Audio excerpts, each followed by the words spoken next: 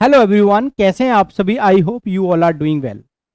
आज हम इस वीडियो में जानेंगे कि जो आपसे descriptive questions LT grade science में जो पूछे जाएंगे उसमें किस तरह से क्वेश्चन आपसे पूछा जाएगा और कैसे उसको लिखना है। इसकी डिटेल वीडियो मैं 2 दिन बाद आपको प्रोवाइड कराऊंगा। अभी जस्ट हम सीखने वाले हैं इस वीडियो के माध्यम से कि अगर कोई क्वेश्चन 8 नंबर का है या 12 नंबर का है तो उसका तरीका जो है वो क्या होगा। एक एग्जाम्पल के तौर पर हम लोग समझते हैं, है ना। तो what is the way of subjective question.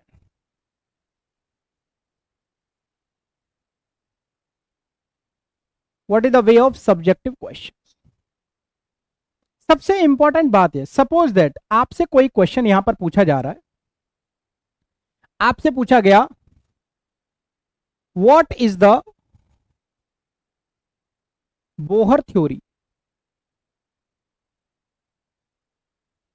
What is the way of Bohr theory, explain it. अब जैसे ये मान लो 12 नंबर का क्वेश्चन है, टोटल कितना है 12 नंबर का क्वेश्चन, तो यहां के पर आपके सामने लिख दिए जाएंगे 4 मार्क्स। यानी इतनी जो बात आपसे पूछी जा रही है, मान लीजिए ये क्वेश्चन नंबर 1 है और क्वेश्चन नंबर 1 का ये है पार्ट नंबर 1 या ए पार्ट बोल दिया। अब इसका ही पार्ट क्वेश्चन नंबर 1 का ही पार्ट नंबर बी आपसे पूछा जाएगा। What are the limitations what are the limitations of the Bohr theory, what are the limitations of the Bohr theory, and also draw the expression for radius, velocity and energy। और इसके सामने लिख दिए यहां पर 6 मार्क्स। अब देखो यहां पर लिख दिए 4 नंबर, यहां पर लिख दिए 6 नंबर, 10 नंबर हो गए। इसी में सी पार्ट आपसे पूछ लेगा what is the role of Bohr theory in hydrogen spectrum।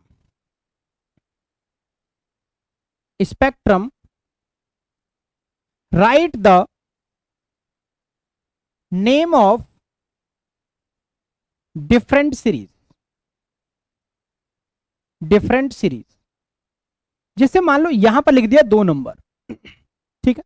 यानी आप देख रहे हो, या हो सकता है कि इस पर भी आपको 3 नंबर यहां पर बोल दे, इसको भी आपको यहां पर 3 नंबर बोल दे, है ना। ये जो मैंने 4 लिख दिया है ये भी आपका 3 नंबर का हो जाएगा। तो 3 नंबर और 3 नंबर 6 नंबर और 6 नंबर 12 नंबर।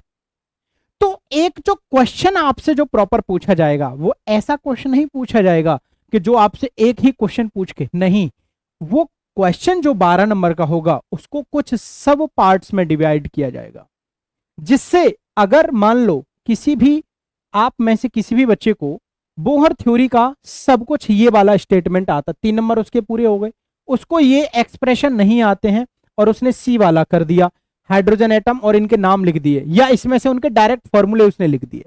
मान लो उनको प्रूफ नहीं कर पा रहा है, डायरेक्ट फॉर्मूला उसने लिख दिए, तो हो सकता है डायरेक्ट फॉर्मूले के वो आपको 2 नंबर दे। इस तरह से आप सारी चीजों को यहां पर देख सकते हो कैसे आप इनके आंसर्स लिखोगे। मैं डेली एक क्वेश्चन लिखा करूंगा और आपको बताऊंगा कैसे इनका आंसर करना है। चैनल को सब्सक्राइब करिए और फॉलो करिए। Thank you so much.